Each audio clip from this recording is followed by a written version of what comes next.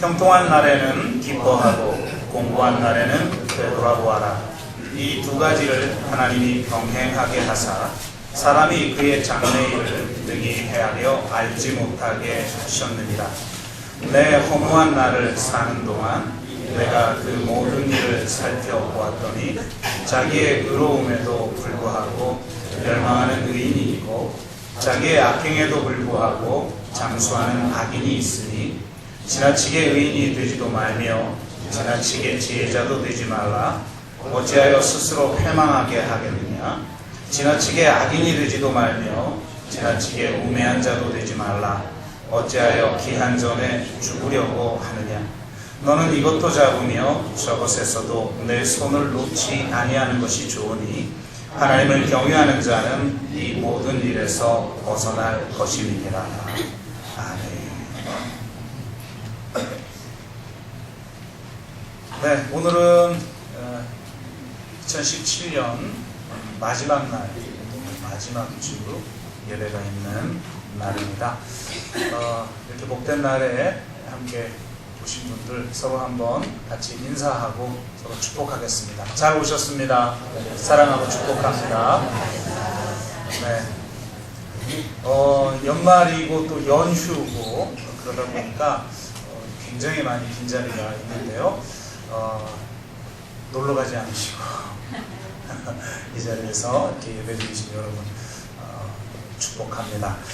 아이고 참 다음 주에 20명 가까이 떠나고 나면 더 자리가 빌 것 같아서 여러 가지 마음이 들긴 하는데 하나님께서 그 모든 것도 다 채우실 줄 믿습니다. 아무래도 마지막 주이니까 2017년을 좀 돌아볼 수 있는 화두 하나를 붙잡는 것도 필요하겠다는 생각이 들어서 새로운 내용을 이야기하기보다 이전에 드렸던 말씀들을 가지고 한번 2017년 우리의 삶을 좀 돌아보는 그런 시간이 됐으면 좋겠어요. 저 개인적으로는 제 인생을 돌아보면서 가지고 있는 기준 하나가 있는데 그게 바로 중용이라고 하는 것입니다. 사실 가장 지키기 어려운 것이기도 한데요. 이거를 쉬운 말로 하면 균형 잡힌 삶이다. 이렇게 이야기를 할 수가 있겠습니다. 어느 한쪽으로 치우치지 아니하는 그런 균형 잡힌 그런 삶을 나는 한 해 동안 살았는가 이런 것들을 한번 좀 같이 돌아보고 새 해를 계획하고 또 희망하는 저와 여러분이 되시기를 바랍니다. 바로 그냥 본론으로 들어가도록 하죠. 균형 잡힌 삶이라는 건 무엇일까? 이걸 저는 중용이라고 표현을 했는데요.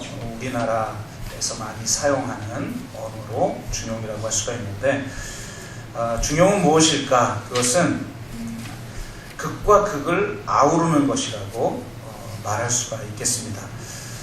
예수님이 하신 말씀으로 표현하자면 이것도 버리지 말고 저것도 버리지 말라 라고 하는 정신이라고 할 수가 있고요. 오늘 본문으로 표현을 하자면 이것도 잡으며 저것에서도 내 손을 놓지 아니하는 것이 좋습니다. 이것도 잡으며 저것도 놓치지 않는 정신을 저는 중용이다 이렇게 이야기를 하고요. 그 중용이야말로 이것과 저것을 아우르는 정신이라고 할 수가 있겠습니다. 좌로나 우로나 치우치지 않으려면 극과 극을 아우를 줄 알아야 할 것입니다. 양극을 모두 아우르지 못하면 우리는 한쪽으로 치우치게 돼 있고 자신의 반대편에 서 있는 사람들을 일방적으로 정죄하고 대립하고 공격하게 되어 있죠. 그래서 서로 대립하고 공격하는 삶을 살지 않으려면 한쪽으로 치우치지 않아야 하고 치우치지 않으려면 우리는 양극을 아우를 줄 알아야 됩니다. 양극을 아우를 줄 알기 위해서는 양극을 모두 경험해 보는 것이 필요하고 양극단을 깊이 경험해 본 그런 경험들이 양극을 아울 줄 알게 만드는 것입니다. 그래서 한 해를 지나오면서 자신에게 물어보는 거죠. 나는 양극을 아우를 줄 아는 삶을 살았던가? 그 질문에 있어서 여러 가지를 우리가 살펴볼 수 있지만 제가 자주 말씀드렸던 내용 두 가지만 점검해 보도록 하겠습니다. 저는 양극을 아우르는 것 중에 가장 중요한 것 중에 하나는 바로 성자적 영성과 혁명가적 영성의 균형이라고 생각을 합니다. 혁명가는 어떻게 보면 기독교하고 좀 잘 안 맞는 것 같죠. 기독교는 혁명을 추구하지 않고 개혁을 추구한다라고 하는 말들을 많이 하기 때문에 그렇습니다. 그렇지만 따지고 보면 기독교인이야말로 가장 혁명가와 닮았죠. 왜 그렇습니까? 혁명가는 객관적으로 존재하고 있는 어떤 문제들 앞에서 그 문제를 해결하기 위해 그 한계들을 돌파하는 그런 경향을 가지고 있기 때문에 그렇습니다. 존재하는 한계를 돌파해야 할 한계선으로 규정하고 그 한계를 넘어서려고 싸우는 사람, 바로 혁명가라고 할 수가 있죠. 또한 혁명가는 자신이 옳다고 여기는 신념을 위해서 자신의 생명까지 바칠 줄 아는 사람이에요. 자기 자신이 연약한 것도 있고 여전히 약점도 있지만 그건 모두가 가지고 있는 것이기 때문에 그런 것에 천착하기보다는 도리어 그 문제들을 자기 신념을 붙들고 돌파하려고 하는 경향을 가지고 있습니다. 더군다나 그 신념은 나 개인의 삶을 위한 혹은 우리 가정을 위한 그런 것을 넘어서는 것이죠. 혁명가는 자고로 나라를 위해서, 새로운 세상을 위해서, 새로운 나라를 위해서 자신의 생명을 거는 사람인 것입니다. 그렇기 때문에 기독교인과 가장 맞는 것이죠. 왜 그렇습니까? 기독교야말로 이 땅에 오셔서 공생애를 사시고 십자가에서 죽으시고 부활하심으로 말미암아 하나님의 나라를 이 땅 가운데 출범시킨 예수 그리스도를 믿고 그의 길을 따르는 자이기 때문에 그렇습니다. 우리는 이 세상에 만족할 수 없는 사람이죠. 새로운 나라를 꿈꾸는 사람입니다. 예수 그리스도가 출범시킨 그 나라의 시민이 되어서 이 땅 가운데 하늘을 가져오기 위해서 자신의 생명을 내어 던지는 사람들, 이런 사람들이 바로 그리스도인인 거죠. 그래서 하나님의 나라와 그의 의를 위해서 싸우는 사람이기 때문에 우리 안에는 혁명가의 피가 흐른다고 할 수가 있겠습니다. 저와 여러분이 개인의 안위와 가족의 유익을 위해서만 살아가는 삶이 아니라 하나님의 나라를 이 땅 가운데 가져오기 위해 혁명가적 영성으로 하나님의 나라와 의를 구하며 실천하는 그런 삶을 살아가기를 주의 이름으로 축복합니다. 그런데 이것만 주장하다 보면 한 가지를 놓치게 되는데요. 바로 성자적 영성입니다. 우리 앞에 놓여있는 어떤 한계가 내가 반드시 돌파해야 될 그런 한계인 것이 있어요.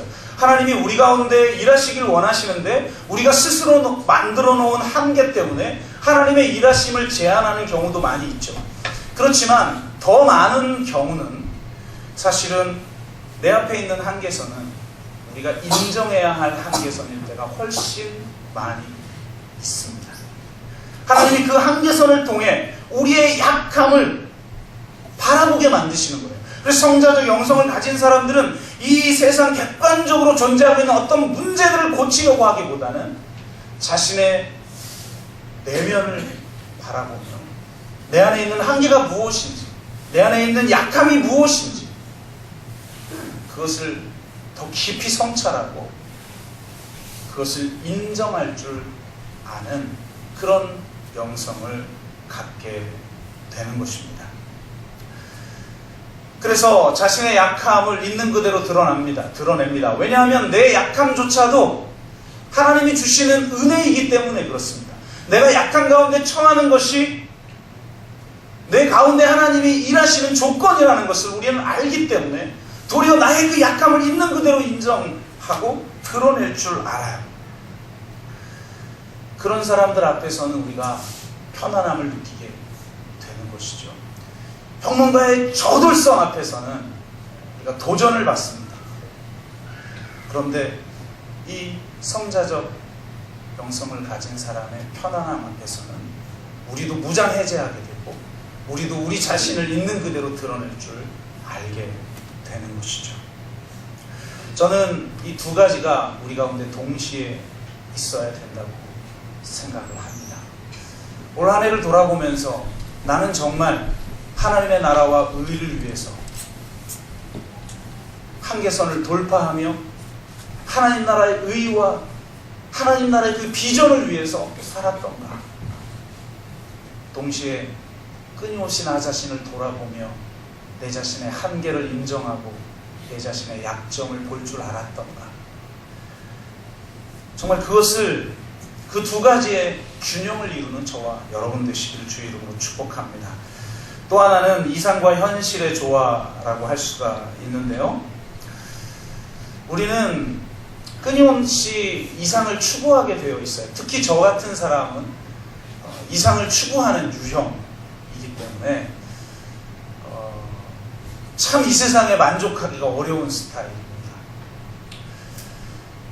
하나님 나라의 그 비전을 바라보면 이 세상은 항상 바뀌어야 할 것들이 존재하고 고쳐야 할 것들이 존재하고 새로운 비전을 통해서 새롭게 어떤 변화시켜야 할 것들이 늘 보이게 되는 거죠. 그 이상적인 세상이 존재하는 거예요.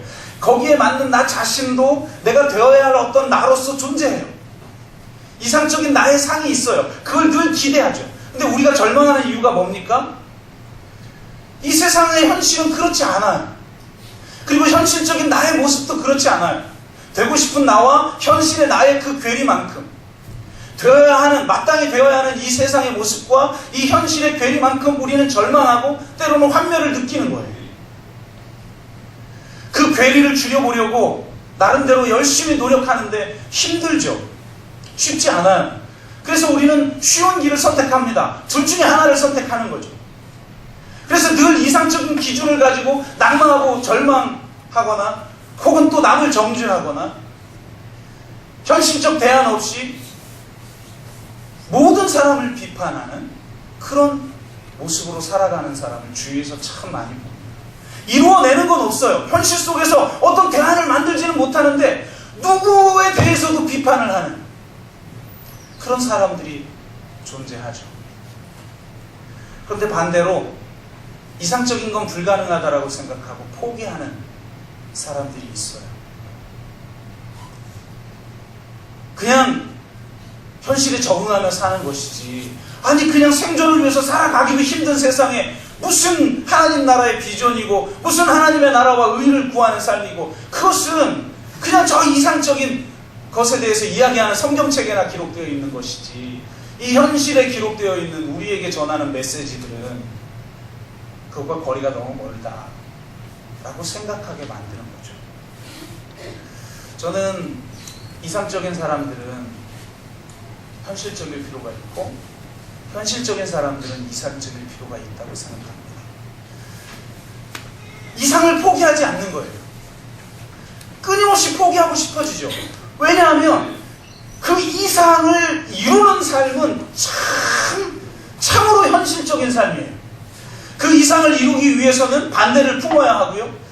무엇보다도 아주 필요한 일상들을 내가 감내해내야 돼요. 야, 이런 것까지 내가 해야 되나 라고 하는 그런 일들을 감내하지 않으면 그 이상을 향해서 한 걸음도 나아가질 못해요. 상대를 설득시키고 상대를 단 한 걸음이라도 전진하게 만들고 단 1%라도 변화시키기 위해서 아주 현실적인, 마치 현실과 타협하는 것처럼 보일 정도의 현실적인 대안을 만들어 놓고 그 대안을 위해서 지난한 삶을 살아야 한다라는 겁니다.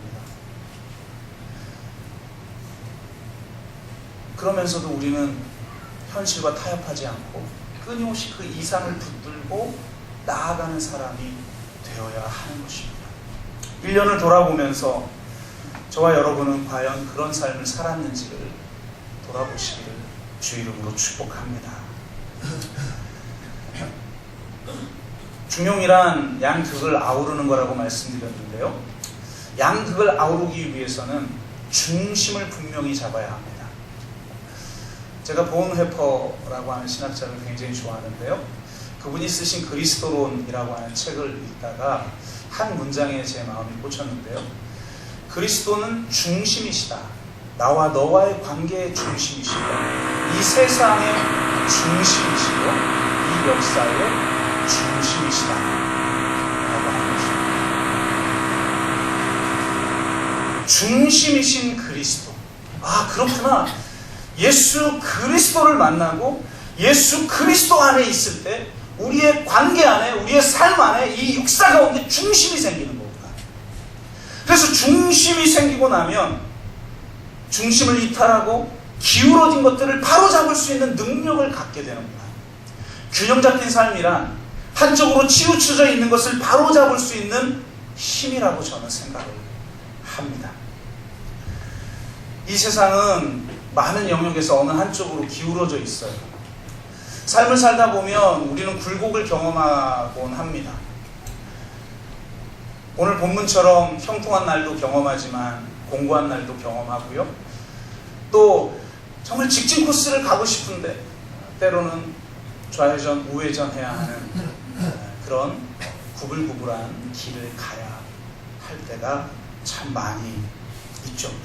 그럴 때 중심을 잃지 않는 것, 중심이신 예수 그리스도가 내 마음 안에 중심이 되셔서 어느 한쪽으로 기울일 때마다 그것을 중심을 잃지 않고 나를 바로 세우고 이 세상을 바로 잡을 수 있는 힘, 그것이 바로 균형 잡는 삶이어야 한다라는 거죠.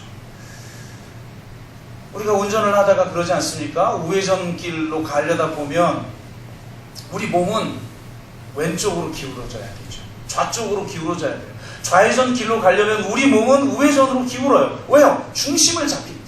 중심이 있는 사람은 그렇게 하는데 중심을 잃어버린 사람은 그저 그냥 휩쓸려 날아가 버리는 거죠. 그래서 이 세상이 우쪽으로 기울면 좌쪽으로 바로잡을 수 있는 힘, 좌쪽으로 기울면 우쪽으로 바로잡을 수 있는 힘, 이것이 바로 중용이고 중심을 잡는 힘이다.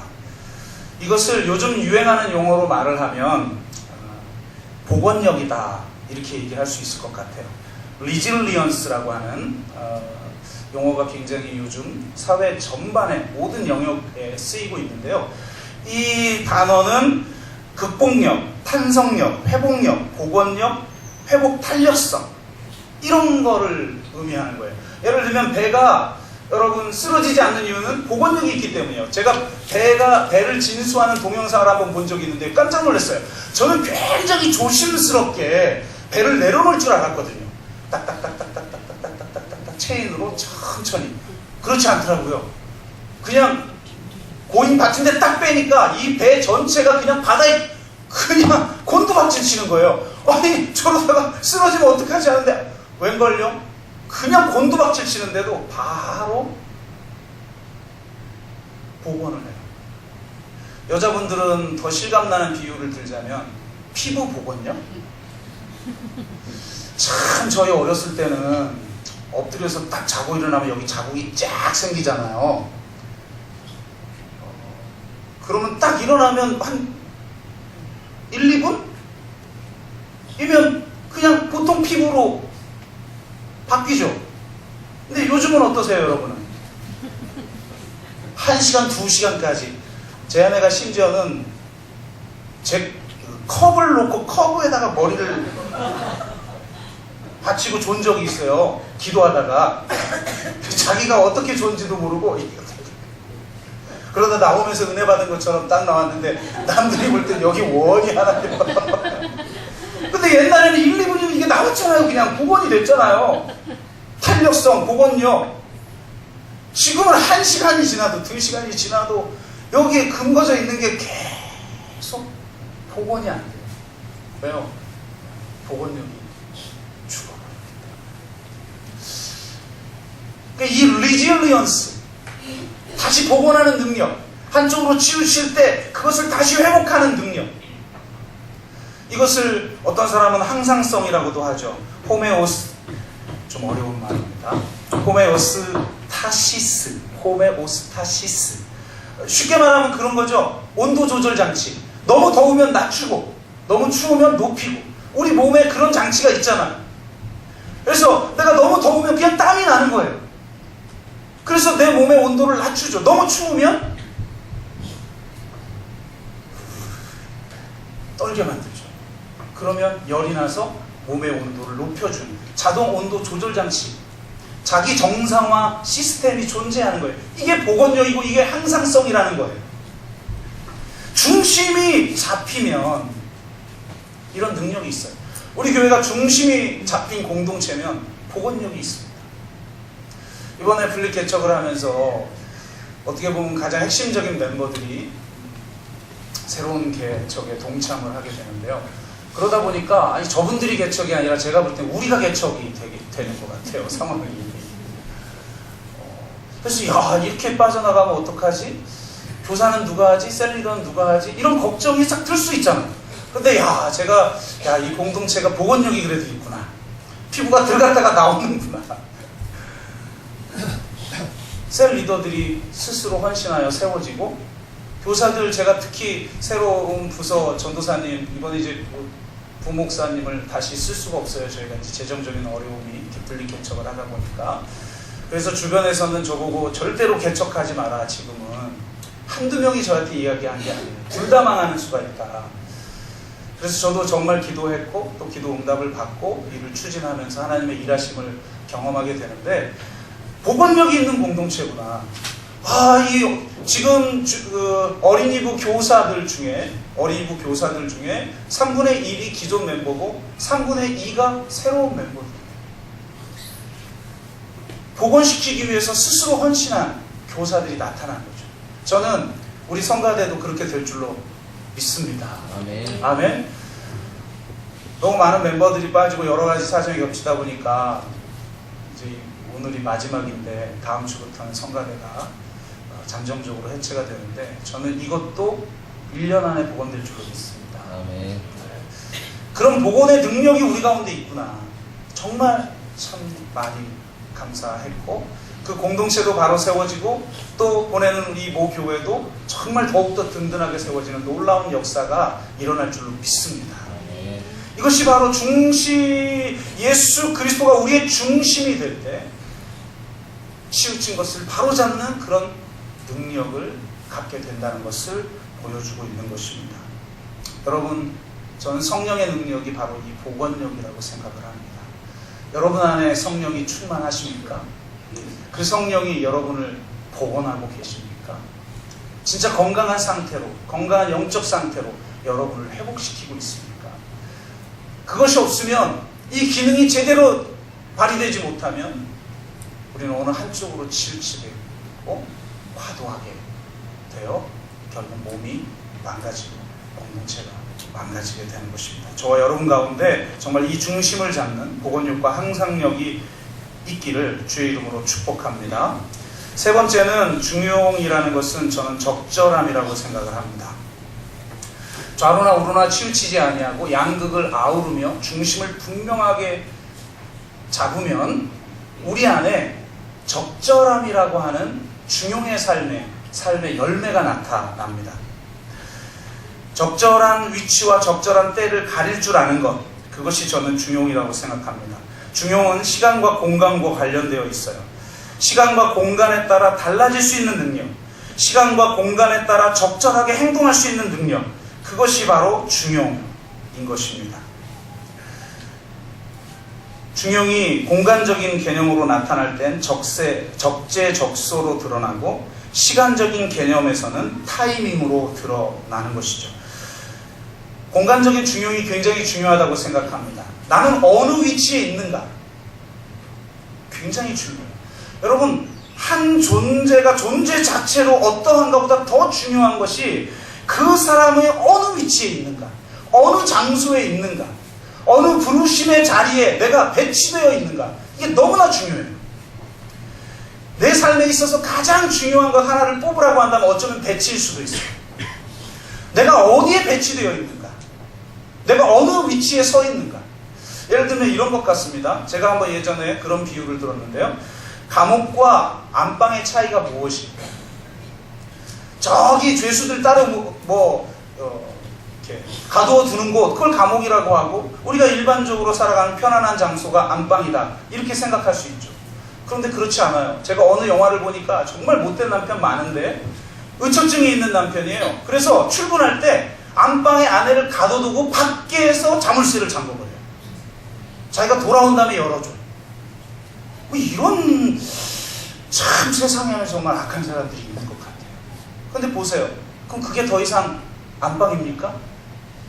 안방이 아니죠. 감옥이죠. 그럼 안방과 감옥의 차이는 무엇일까? 어떤 사람은 감옥에 있는데 마치 수도원에 있는 것 같이 자유로운 사람이 있어요. 가끔 영화 보면 감옥에서도 왕처럼 군림하는 사람이 있더라고요. 마음대로 내가 있는 그 감옥 호실을 드나들 수 있는 사람. 감옥과 안방의 차이점은 뭘까? 배치의 차이. 자물쇠가 안에 배치되어 있는가? 밖에 배치되어 있는가? 안에 있어서 내가 마음대로 열면 그게 안방이고 밖에 있어서 내가 마음대로 열 수 없으면 그게 감옥인 거죠. 자물쇠의 위치 하나가 어떻게 배치되느냐에 따라 감옥이 되기도 하고 안방이 되기도 해요. 마찬가지예요.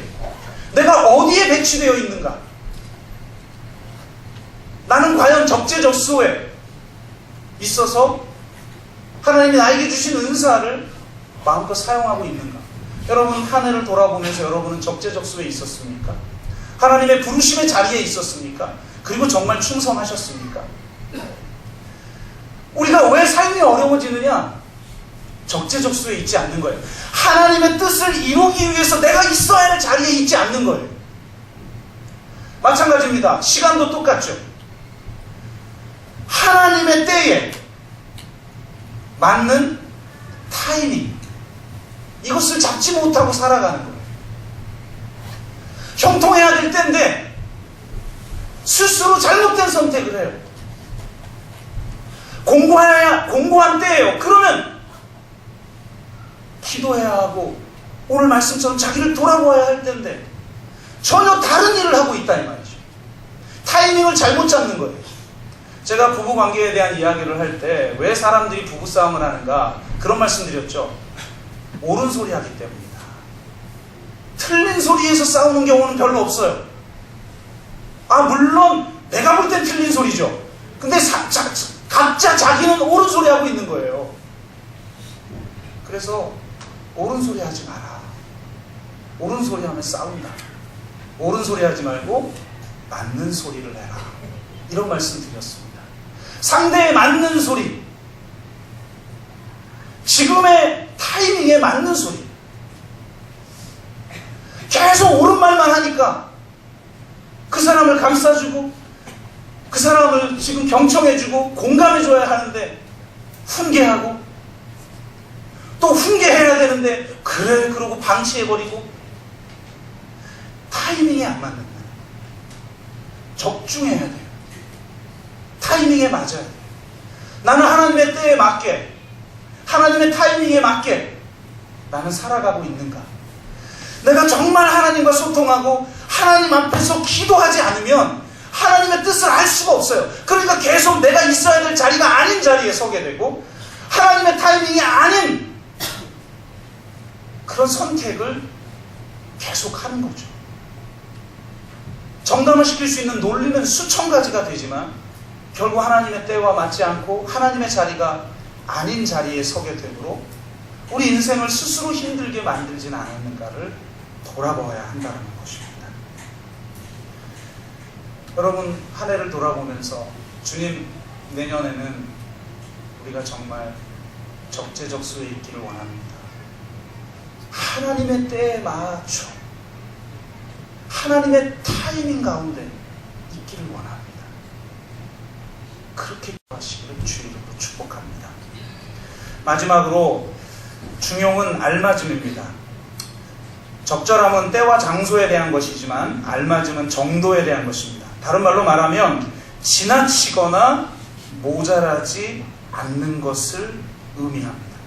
아무리 좋은 것도 지나치면 좋지 않은 거예요. 심지어는 아주 안 좋은 거라고 여기는 것도 내 삶에 있어야 되는 거예요. 존재한다는 겁니다. 현악기의 줄이 너무 당겨지거나 너무 느슨하면 제 소리를 낼 수 없는 것처럼 아무리 좋은 것이라도 지나치거나 모자라면 제 소리를 낼 수가 없는 것이죠. 오늘 본문은 우리에게 그것을 이야기하고 있습니다. 형통한 날에는 기뻐하고 공고한 날에는 되돌아보아라. 놀라운 건 뭐냐면 이 두 가지를 하나님이 병행하게 하셨다라고 말하고 있는 거예요. 한 해를 돌아보면, 아니 인생 전체를 돌아보면 정말 형통한 게 많았던 것 같아요. 그분의 일하심, 그분의 은혜, 그분의 놀라운 축복. 신기한 것은 축복을 경험할 때는요, 몰아서 와요, 축복이. 별로 축복을 경험해보지 않으셨어요? 이 형통한 날은 몰아서 와요. 그냥 아무 힘 들이지 않고 그냥 파도만 타면 돼요. 어떻게 하나님이 이렇게 나를 사랑하실까? 어떻게 이렇게 놀라운 일을 내 삶 가운데 행하실까? 정말 감당할 수 없는 은혜. 그때는 하나님을 예배하고 하나님께 감사하고 기뻐해야죠. 그런데 참 인생의 아이러니는 이 공고한 날이 있다는 겁니다. 내 인생에. 그리고 이 공고한 날은 잠시 왔다 지나가지 않아요. 좋은 일이 몰아서 오는 것처럼 왜 이렇게 안 좋은 일도 몰아서 오는지 모르겠어요. 가끔 그래서 하나님 앞에 섭섭할 때가 있어요. 하나님 이거 너무한 거 아니에요? 싸움이라는 것도 규칙이 있는 것이지 깐데 또 까면 됩니까?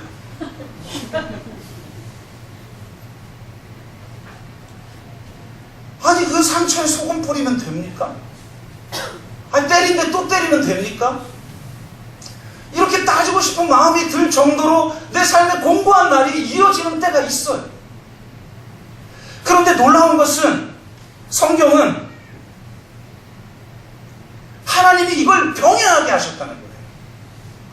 이 두 가지가 우리의 삶에 모두 필요하다는 겁니다. 맑은 날만 계속되면 온 땅은 사막이 되는 것이죠. 형통한 날이 있고 공고한 날이 있어요.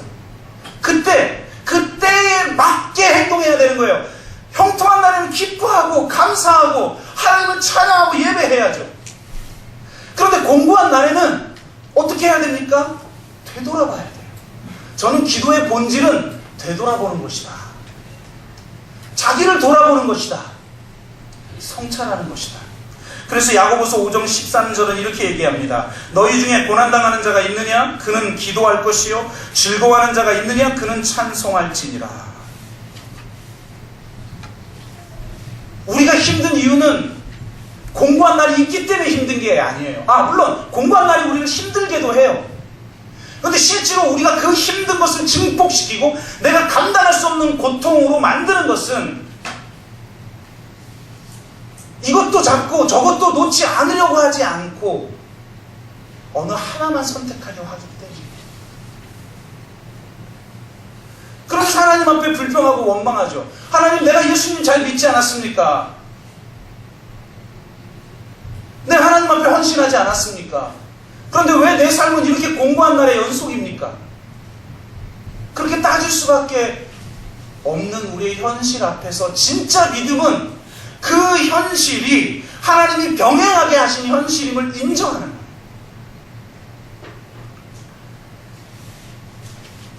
너는 이것도 잡으며 저것에서도 내 손을 놓지 아니하는 것이 좋으니라. 더 놀라운 것은 우리는 의인은 형통하고 악인은 공고할 거라고 기대하죠. 그런데 우리의 현실은 너무나 다르지 않습니까? 15절에 이렇게 얘기해요. 자기의 의로움에도 불구하고 멸망하는 의인이 있고, 의인이 멸망한대요. 의인은 시냇가에 심은 나무여서 열매 맺고 잘 산다고 생각했는데, 그 구절만 알았는데 의인도 멸망한다는 거예요. 더 참혹한 것은 자기의 악행에도 불구하고 장수하는 악인이 있느니라. 저는요, 이게 훨씬 더 현실적이라고 생각해요. 세상에 잘 사는 사람들 많이 부러워하시는데 이 세상은요, 악인이 형통하도록 구조화되어 있어요. 이 세상은 오직 결과를 놓고 판단해요. 내가 어떤 가치를 추구했고 어떤 과정을 거쳐왔는지. 따지지 않아요. 성공하면 그 사람은 세상에 명예로운 존재가 되는 것이고 인정받는 거예요. 그런 사회에서는 어떻게든 이겨야만 되기 때문에 반드시 악인이 승리하게 돼 있어요. 왜? 악인은 물불을 안 가리고 진리를 따지지 않고 수단과 방법을 가리지 않기 때문에. 그래서 저는 이 세상에 살면서 우리 그리스도인들은 물론 하나님이 특별하게 역사하셔서 우리 가운데 형통한 날을 주실 때가 있어요. 놀라운 기적을 행하실 때가 있어요. 그래도 이 세상 사람들이 훨씬 잘 삽니다. 그게 현실이에요. 믿음은 내가 믿으니까 형통해지는 게 아니라 형통한 날도 있고 공부한 날도 있는데 그 가운데 우리 주님이 나와 함께 하시고 그 삶을 통해서 당신의 뜻을 나를 통해 이루어 가신다라고 믿는 거예요. 그 믿음을 가지고 묵묵하게 그의 나라와 그의 의를 위해서 십자가의 길을 걷는 거예요. 왜 어린아이의 신앙에서 어른의 신앙으로 우리가 바뀌지 않는가? 이 현실을 인정할 수 없는 거예요. 나는 잘 믿었는데, 나는 평생을 주님을 위해서 헌신했는데, 그분의 영광을 위해서만 살았는데 나의 최종적 결과는 왜 이 모양이지? 왜 나는 질병으로 이렇게 고생해야 하지? 왜 나는 이렇게 물질적인 것으로 고생해야 하지? 이것이 너무 힘든 거예요.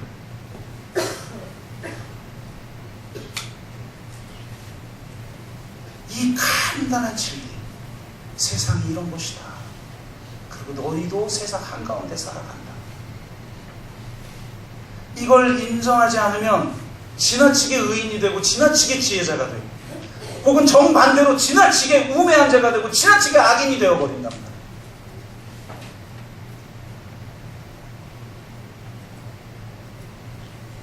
나태주라고 하는 시인이 이런 시를 썼어요. 대추 하나리라는 시인데, 대추가 저절로 붉어질 리 없다. 저 안에는 태풍 10개, 저 안에는 벼락 몇 개, 저 안에는 천둥 몇 개. 작은 대추 하나를 있기 위해서도 태풍과 벼락과 천둥이 필요한 것처럼 우리가 하나님의 자녀로서 온전하게 서고 그분의 뜻을 내 삶 속에서 내가 적재적소에서 적절한 타이밍으로 반응하는 삶을 살도록 하기 위해서 하나님이 형통한 날도 주시고 공고한 날도 주신다는 겁니다. 거기에 맞게 내가 반응할 수 있는 그런 믿음의 삶을 우리는 살아니까 그것을 돌아보시기를 주님으로 축복합니다. 그러면서 결론적으로 말씀드리고 싶은 것은 좌로나 우로나 치우치지 않고 양극을 통합하고 중심을 잡아 치우쳐지고 무질서한 이 세상에 중심을 잡고 치우친 것을 회복하는 그런 성령의 능력 안에 우리가 살아갈 때 반드시 기억할 것입니다.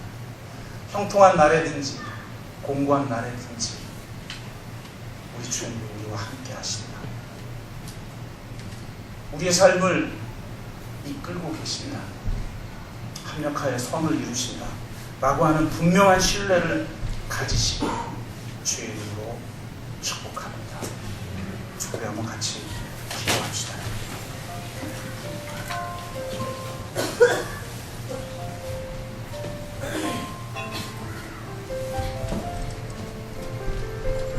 우리는 어느 하나만 선택하려고 하고 있지 않습니까? 하지만 하나님은 형통한 길과 공고한 길을 병행하도록 하셨습니다. 그 때에 맞게 내가 적재적소에서 하나님의 뜻과 하나님의 타이밍에 맞는 삶을 살아가고 있는가? 지나치게 의인이나 지혜자가 되거나 지나치게 악인이나 우매한 자가 되고 있지는 않은가를 돌아보며 주님 우리를 회복시켜 주시고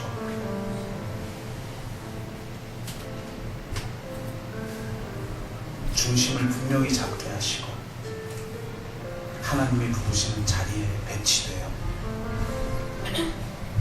하나님의 뜻을 하나님의 때에 이루어드리는 삶을 살아가게 하여 주옵소서. 병통한 날에는 기뻐하고 공고한 날에 기도하며 되돌아볼 줄 알게 하시되 나와 함께 하시며 나의 삶을 이끌고 계시는 주님을 분명하게 붙들고 나아가는 믿음의 삶이 되게 하여 주시옵소서. 그렇게 하면 우리가 같이 기도하도록 하겠습니다. 같이 기도합니다. 사랑의 아버지 하나님 감사합니다. 정말 주님의 그 놀라우신 은혜를 기억하며 2017년 나는 균형 잡힌 삶을 살았는가, 한쪽으로 치우치진 않았는가, 세상을 바라보며 세상을 변화시키기 위해 힘썼는가, 나 자신을 돌아보며 나의 한계를 인정하며 살았는가. 주님 반추하게 됩니다. 주님, 나는 과연 이상을 포기하지 않으면서 현실 속에서 그 비루하고 지루한 일상을 감내하면서 하나님 앞에 감사했는가를 돌아봅니다.